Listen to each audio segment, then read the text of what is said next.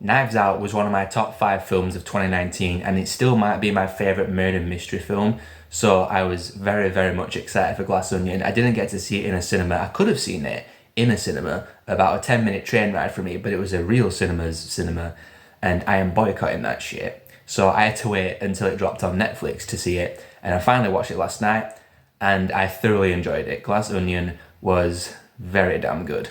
And simply put, Rian Johnson did with this film what he did with Knives Out, which is have a thoroughly entertaining, delightful whodunit with a really great ensemble cast and a very engaging mystery that, for me at least, was surprisingly unpredictable and just it didn't unfold the way I thought it would. It played a really good trick on me at least, because the whole point of it is with Edward Norton's character, the big tech billionaire, inviting all of his friends to this island for this murder mystery game. He's going to be killed, and the guests have to figure out who the killer is, but he doesn't actually die. And that sets up what you think is going to be the murder mystery, but then something else happens and it goes a bit of a different direction. You're like, oh, okay.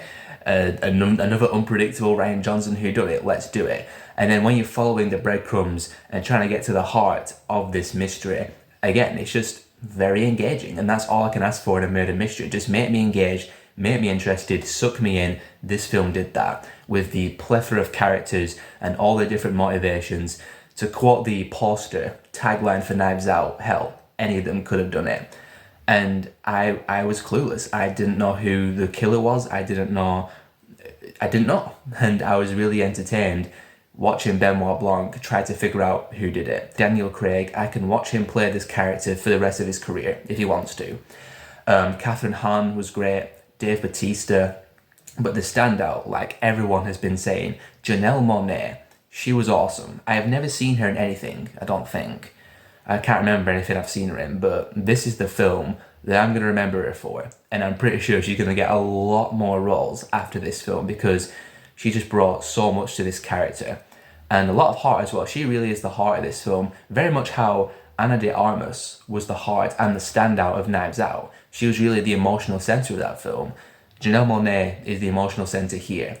So Rian Johnson has successfully done that with both films as well. Have, even though Benoit Blanc is the main detective trying to figure out what's going on, have this breakout star be the emotional anchor of the mystery at hand. There are a couple of moments of convenience where characters overhear other characters audibly out loud say the exact information that they need to hear, and things like that do kind of pull you out of it ever so slightly, but I was so entertained by the proceedings that it didn't actually compromise my experience too much, but it's still worth addressing as a flaw, I guess. Me personally, I preferred the story and the setting of Knives Out compared to Glass Onion. I just like the manner and, you know, the weather where it's like with the wet leaves outside. People call it like a fall autumn film, and I like that vibe of Knives Out compared to the sunshine and the grease of Glass Onion. Not that I disliked it in Glass Onion, I just preferred Knives Out. So I personally preferred Knives Out over Glass Onion,